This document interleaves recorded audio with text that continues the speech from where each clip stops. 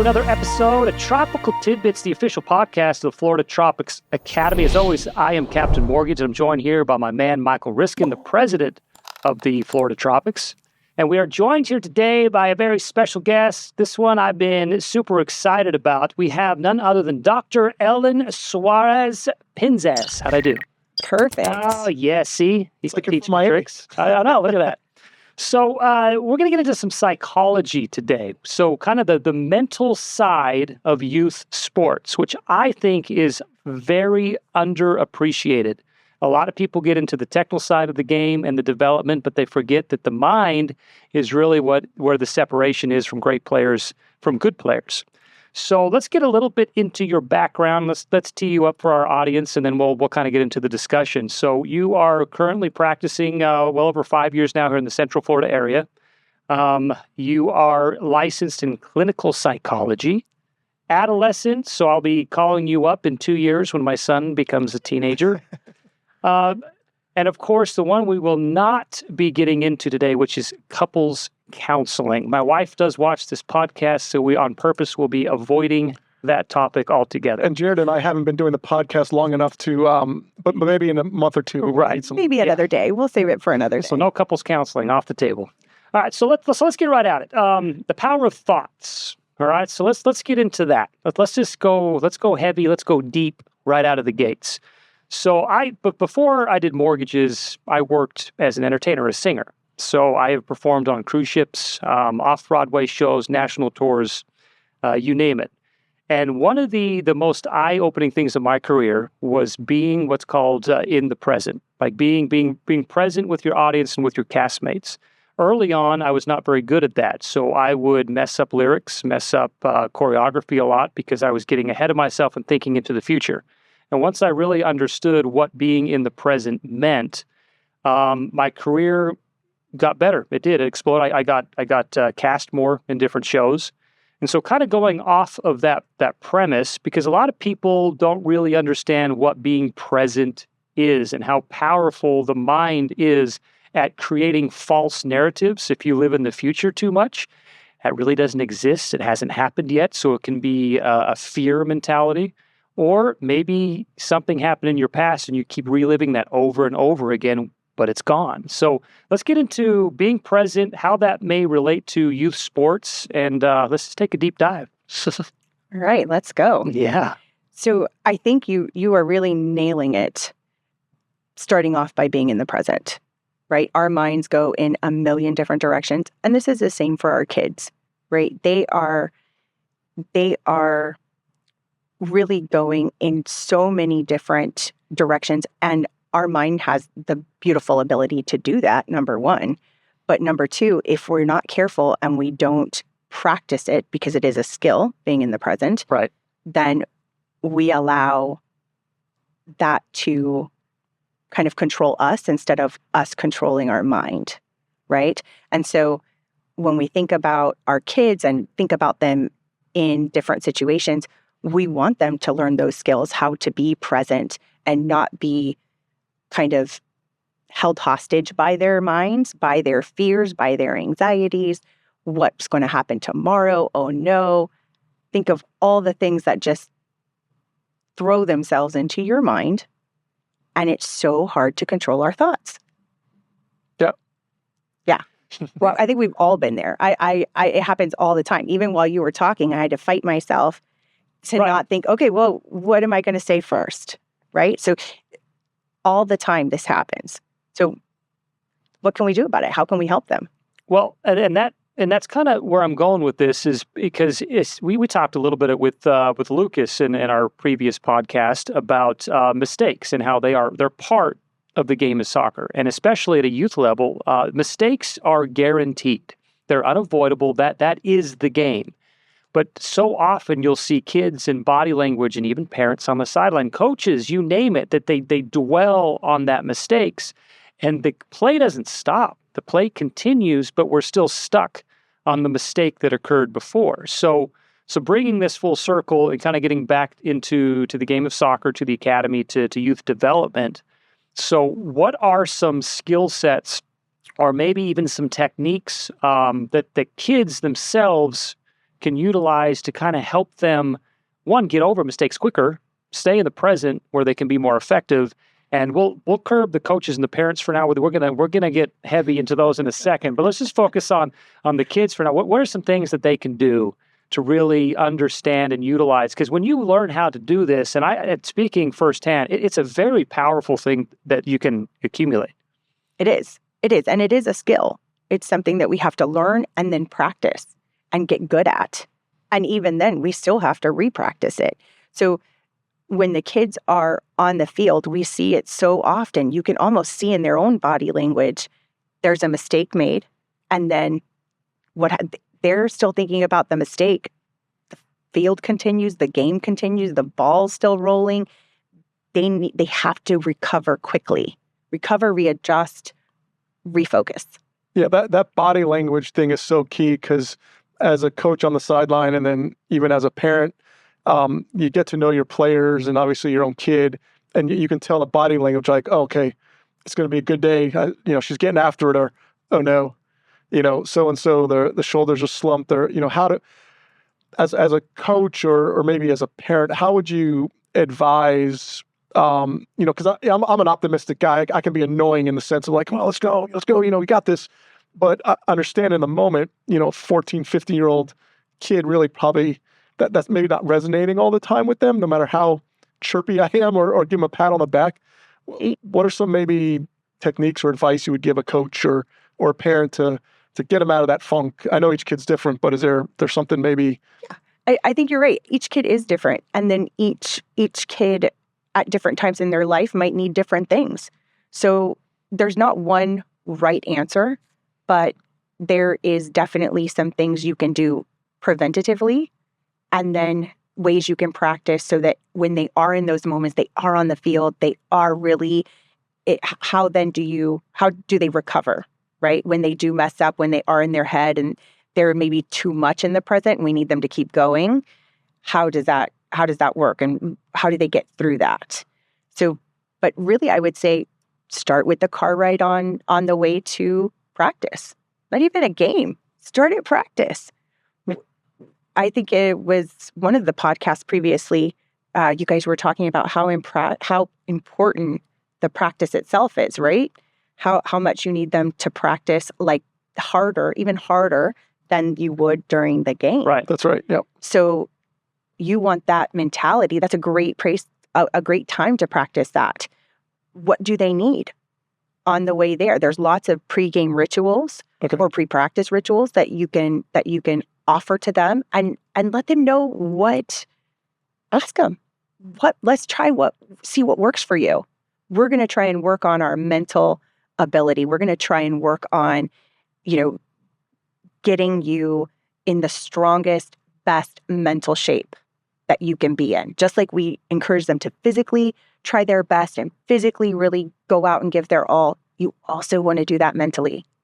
So let's find out what they like. Some kids respond to music. Okay. Like some really hyped up, like you're saying, chirpy. Yeah. Some hype music. Other kids, they are too elevated, and we might want to bring it back down. Meditate with them, right? Yeah. So there's some great little short meditation. And maybe not too. You don't want anything that's going to put them into too much of a lull before practice or a game. That's a practice, yeah. Don't want the coaches coming after me on that one. But there are a couple that are relaxing and yet empowering, right? So find one that your kid, don't find one that the voice irritates your kid. Find one that your kid likes. It might take several practices, but definitely keep trying and keep encouraging them to see what works for them, because later in life, they're going to have to do that at different points in their lives. So they're still going to have to figure out, okay, what works for me in this job, or what works for me with this boss. So have them have an active role in finding what works for them. And you're talking about a lot about the preparation part. Mid-game, you're having a meltdown internally. And we talk about practicing. So is this like a mental? So take a deep breath, gather yourself, and like come on, Risk, and get out of this. Is it saying stuff in your head like you got this, or are those types of things that you would work with your kid on, or that you work with your patients on Definitely. in mid-crisis, so to speak. Mid-crisis. And so what that'll look like is some of those, whether it's the lyrics of the song or the jam, or you're already in a better mental state going in, so you're likely to recover just a little bit faster, right? And so you can use those and teach your kids. A lot of times we as parents don't like to show that we mess up. Don't mess up. I say, yeah, Right. yeah, today, Right. and I say, show them, let them see what you do. I burned the rice. I burned the chicken. Oh no. Okay. What should we do? Talk out loud. Have them listen to your thought process. And of course, make sure it's not crazy negative, like, such a, I burnt the food again. But you want them to see you recover, readjust, and keep going. And then they are going to eventually, we model all the time, model how to jump back up from the failures. Yeah, I love that concept. We talked about that before with how coaches, how their personality and the way they coach really reflects on how the team and even the parents act. And I think that's an important thing you pointed out, that even at home, watching them and say, okay, if I'm in a family household where we make tons of mistakes, but we recover, and maybe there's not as much yelling, but hey, admitting your mistakes, that so really can start from the house and also get on the practice field too, right? And how we respond to those types of things. Absolutely. Giving yourself the grace in those moments. Oh, mom messed up. I'm so sorry. Do what you want them to do. You want them to recover quickly. Okay, the rice is, my family's not going to feed themselves. Get going. What else can we do? How do you problem solve in the moment quickly? And that's great. And not, I know we could probably spend 30 minutes on this, and I've got so many thoughts. One other thing on this point is the outside noise. And as you know, our daughters play together, and that's on a U16 girls team. So we're right in the heart of high school girls and all that joy that brings. It is pure joy. I love you, Anya. But the outside noise, Coach Lucas talks about this with our team all the time, the outside noise they bring. Yes. The social media, somebody said, back in the day, if Jared and I are playing together, I would tell Jared, oh, you stink, whatever, or make fun of in a funny, antagonistic, friendly kind of way. In a real-time way, to be honest. In a real time, right. Yeah. Now, somebody sees a highlight and somebody will post a comment on Snapchat, oh, you stink, or what, and man. That can ruin a day. It can ruin 3 games. I'm going to say. It really can. So aside from the advice of getting rid of Snapchat, which the struggle is real there. Right. No offense to Snapchat, But anyway, what are the outside noise? Talk about the outside noise for a little bit. The outside. So again, that practice and that really doing it all the time and being real with them in terms of your own struggle can help with that as well. How do you focus? How do you take care of all that external jumble? And everything from parents screeching on the sidelines to the other players, what the other players are saying, and then even further, like you're saying, school, all the social media stuff, all that stuff is all the time, really, really running through their heads. How do they stay present? It's an active skill, right? So keep talking about it, keep reminding them, keep saying, okay, what do? We turn down the volume, turn it down. You can turn down the volume on everything else. 100%. So what I gathered, I wrote these down because I thought fantastic trigger words. So if you're listening, to sum that up, recover, readjust, refocus. So I think that's a very clear and concise way to think about it. So that can be pre-game, that could be in a crisis, and that could even be post-game. Right. And I think that's. Let's get into the post game. You already brought it up, the car ride home. That is such a point of conflict in everybody who's experienced travel soccer or youth sports or anything. There's always the car ride home. The car ride home. So let's get into that. What is the proper car ride home? Is there a proper car ride home? Is it listening to music? Is it singing Kumbaya? Is it belittling your child for the 17 mistakes he made? I don't know. What does that look like? Is it different for everybody? Well, and if you don't know what it is, where should we start? Fair. So I think it is a little bit different for everybody. It's different at age 16 than it is at age 8. But as parents, we tend to be so invested in what our kid is doing. And so we're watching these really intense games, and the kids are getting in the car after that same intense game that they were actually playing, not just watching. They were playing, they were out there, they feel it, they get in the car, and then what happens? So I always tell my husband, we can use our powers for good, or we can use our powers for not so good and not so healthy.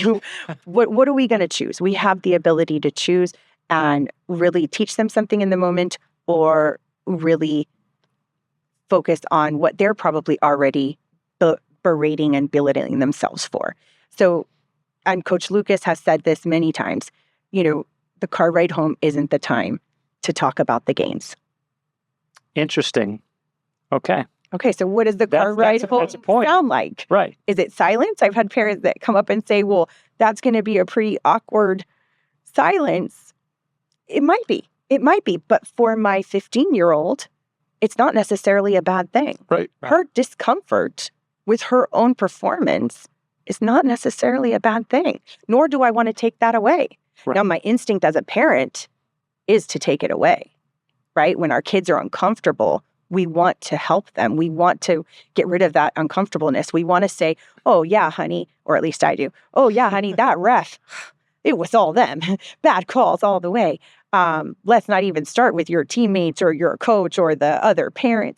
It's always easier to talk about what everyone else did wrong than what we ourselves did wrong, or to externalize that blame. But what we're really going for, at least all the parents that I know that are invested in their kids, what they're going for are these more life skills that are going to translate to later in life. When your kid gets an adult in their career, they get passed over for a promotion. Do we want them saying, oh, it was the other person's fault, or my boss liked that person more? That's true. No, we want them to look inside and say, again, course correct. Yep. All these things. Let's go see what do I need to do better? What do I need to work on next time? So the car ride home might be silence for some. Yeah. It might be a post-game ritual is good too. Like we wound up doing a circle. Whatever family's out there supporting, we gather around the player, good, bad, ugly. We do a big group hug. That's it. And then it's done. It's done, and we let it go. Yeah, because it's a very emotionally charged. In fact, most clubs have that 24-hour rule, which is the parents are not allowed to engage the coach about anything that happened with the game or you're upset about. And so really, it could easily relate to your kid too, right? It's an emotionally charged moment, like you said. I love that. Good or bad. Apply it to the children too. Exactly. And again, not to delve too deep into our own personal business, but I know for a fact, there's been some down moments, let's say, and we've done the music in the car. Now I can sit for hours quiet. My wife, Nirka, cannot. So I love you, honey, but so I'm good at sitting in the car. I don't say a peep. Anya doesn't say a peep. We listen to music. And it's okay. And it's okay. And let's say the game was a road game. By the time we hit Lakeland, about 45 minutes later, hey, completely different kid. Yeah. Get out of the car, have dinner, have lunch, talking again, good mood. Like it definitely works. And probably much more receptive to any positive feedback you can give at that point. Well, I think that's a good point, because a lot of times we forget that these are individuals. They are processing just like we would process in our work environment and our own lives. We all have our own failures. We all have our own disappointments. We process it before we walk in the door at home, and then we have to reset and we have to move on. And I don't think kids get the credit they deserve. They process things in their own way. But let's... as you said at the beginning, being on stage and performing in front of people, they are out there. All their mistakes are on... Yes, on display. They're on in front of whoever came to watch them. Then you got a guy like me that puts them on social media, and then they got to relive it. And, so, I get it. It's a different world that they're growing up in, and I think a little grace goes a long way. But there's also an accountability portion to this whole thing, which I want to kind of finish off with. And accountability not only from the players, but accountability from the coaches and the coaches to the player. So where is the line with the coaches? Because the coach plays a very, very important role in all of this. I mean, they are kind of like the quarterback. They're the general out there, and it's a trickle down effect. And you kind of alluded to that earlier. So how does a coach withhold accountability from the player? Because yes, mistakes do happen, but part of learning and growing is being accountable for that mistake and fixing it. But where is the line in a coach holding his players accountable and then kind of getting into the negativity lane?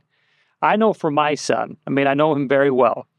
He responds very well to positive reinforcement. If you tell him what he did correctly, he will do it and repeat it again and again and again.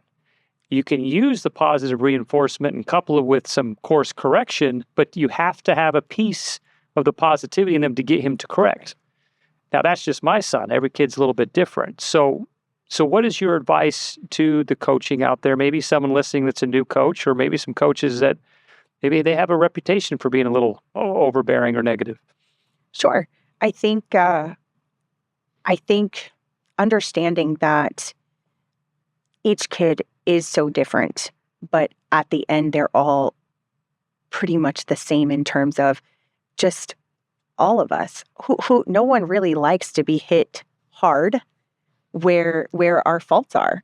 Right. So when we are pointing that out, techniques like sandwiching, definitely like what you did well with then something that you need to work on, and then saying, hey, I'm proud of you for working on this and doing this, something from, maybe past feedback that they corrected themselves, understanding that might help make it easier to swallow a bitter pill, right? Mm-hmm. But I also understand from the coach's perspectives that that's a lot of very time consuming, right? Yes. for each player to sit there. So sometimes you have to balance that speed and that necessity and that realism with, hey, I need to be able to tell you what you did wrong. Right. And one of the and we've been with Coach Lucas now for a long time, and one of the greatest things that I see that he does that works is he has that relationship with the players, right? And so because he has that relationship and they know that he cares for them, that we're not pointing this out to make you feel horrible. We're pointing this out because you want to get better and we want you to get better. And that's our job and that's your job. Right. Right? So kind of having the kid understand this is the why behind it can sometimes help. And then I think piggybacking off that is, how do we as parents help facilitate that? How do we support our coaches? Because they have a hard job. Right. It's their job, not my job to tell my kid on the field what they did wrong. I know nothing about soccer. Yep. I know very little. Well, and ironically, sometimes the feedback from parents is that the coaches are too soft, that maybe they want a little more toughness. And that's kind of why I posed the question, because it's, I don't think that is giving the kids a pass that we can't be tough on them, because accountability is a thing, especially in team sports. However, I think in life. Yes, and what you're alluding to is that there's an individuality piece to this. Every kid's a little bit different, right. But at the same time, sometimes you got to hear the tough language. That's right. And sometimes as parents, we have to pave that way for them to be able to hear that tough language. Yeah, I think when you look at those intangibles, that the technical is one thing, the physical, but you look at those lists of intangibles that every player should have, and coachability is up there, top of the list, and that includes being able to hear criticism.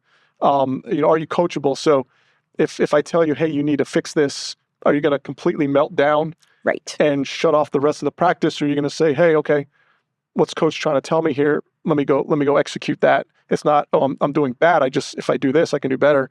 And to that point is getting, like you said, Coach Lucas is very honest. So I think communication's huge here. Huge. And it's building that trust to be able to say, hey, you needed, I'm going to be out, because that's what he always prefaces it. Yeah. I don't have favorites here, and I'm going to be very honest with you. And if that's not something that you can handle, then maybe I'm not the right coach, type of thing.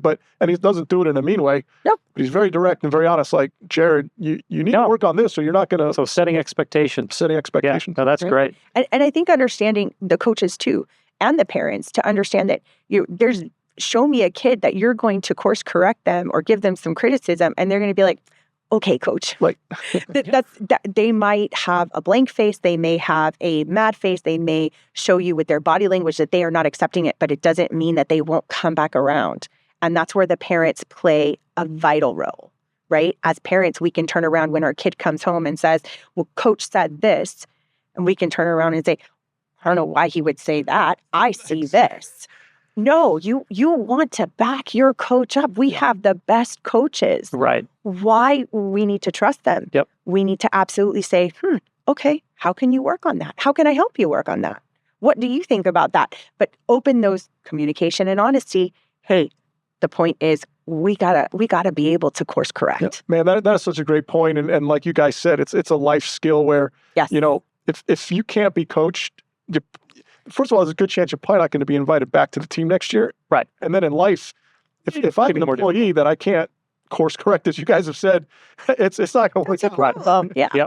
Yeah. So recover, readjust, refocus. I think we got to have you back for a part 2 because we could dive into this and go down a lot of rabbit holes. So thank you for taking the time, Amy. We appreciate it. Oh, what a pleasure to be so here. much. Yeah, absolutely. And of course, a big shout out to our sponsor, that's CPS Investment Advisors. This fantastic studio is theirs. So thank you for allowing us to utilize it. This has been your Tropical Tidbits. We are the Florida Tropics Academy, and you can follow us at Instagram at Florida Tropics Academy. That is our handle. It's the hub of all things for the club. And of course, now we have a YouTube page, so make sure you subscribe and hit that notification bell, and you can get awesome content like this with none other than Dr. Pinzas. Thanks again, and we'll see you on the next episodes of Tropical Tidbits.